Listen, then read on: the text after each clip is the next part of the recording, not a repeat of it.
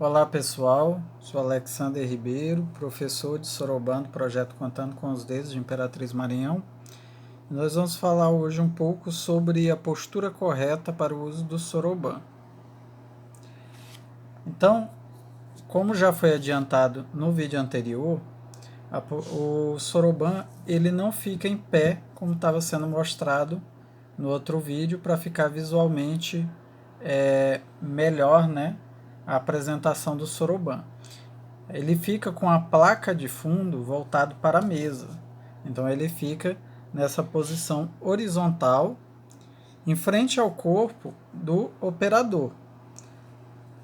Então o Soroban ele fica com esse retângulo maior, né, onde ficam as contas inferiores, esse retângulo que se forma na parte inferior do Soroban, voltado para o operador, e as contas do retângulo menor fica voltado para frente, de forma que as continhas, elas ficam para cima, a placa de fundo do Soroban fica voltada para a mesa, as bordas direita e esquerda, né, ficam voltadas em direção do braço direito e esquerdo do operador, né? Então, uma coisa que é muito importante na hora da operação de utilizar o Soroban é a gente não apoiar o antebraço na mesa. O antebraço tem que ficar um pouco suspenso para permitir melhor o manuseio, o movimento das mãos. Se a gente apoiar o antebraço sobre a mesa, esse movimento ele vai ficar comprometido, né? Ele vai ficar dificultado.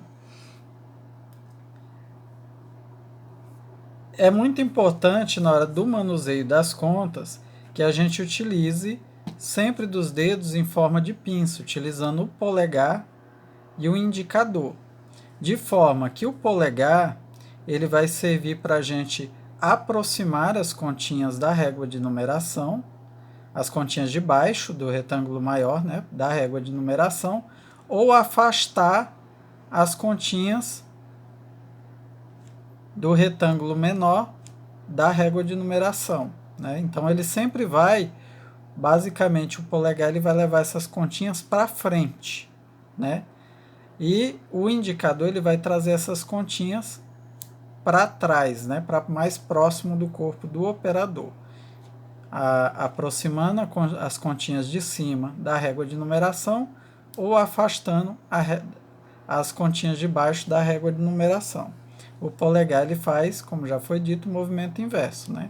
Ele aproxima as continhas da parte de baixo da régua de numeração ou distancia as continhas da parte de cima da régua de numeração, sempre levando essas continhas para frente e o indicador trazendo essas continhas para trás.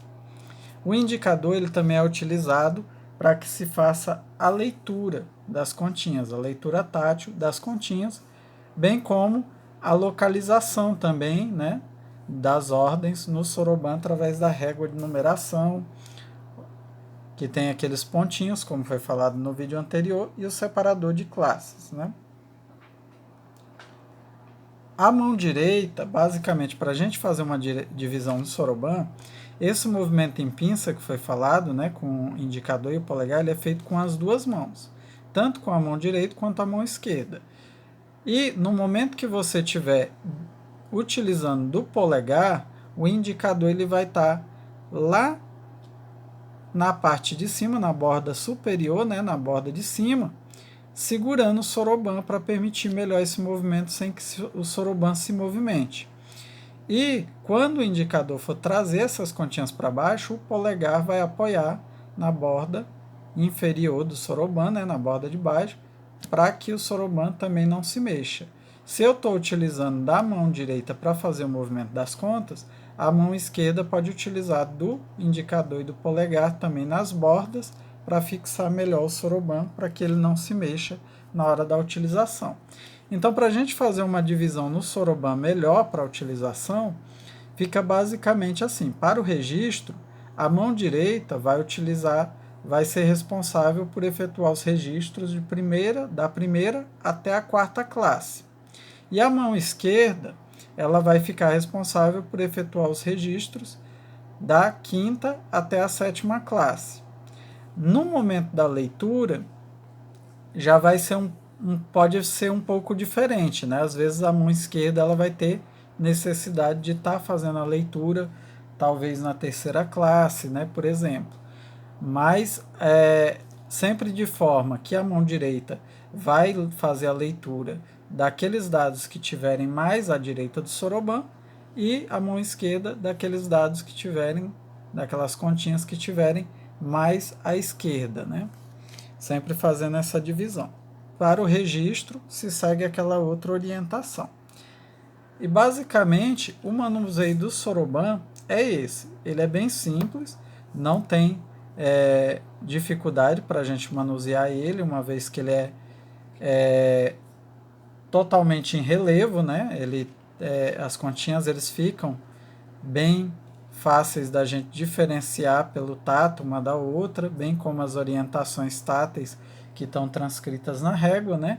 Então dá perfeitamente para a gente fazer essa localização de forma totalmente tátil, ok? Então falaremos um pouco sobre algumas técnicas de cálculo no soroban, né? Também em outros vídeos. E no próximo vídeo nós vamos ver como fazer o registro de valores, né? Como eu já tinha adiantado no primeiro vídeo, como que se faz o registro de valores, o registro dos números no soroban. Se você gostou desse vídeo, deixe o seu like, né? Se inscreva no canal, ative as notificações para que você possa ser avisado dos próximos vídeos e até o próximo vídeo.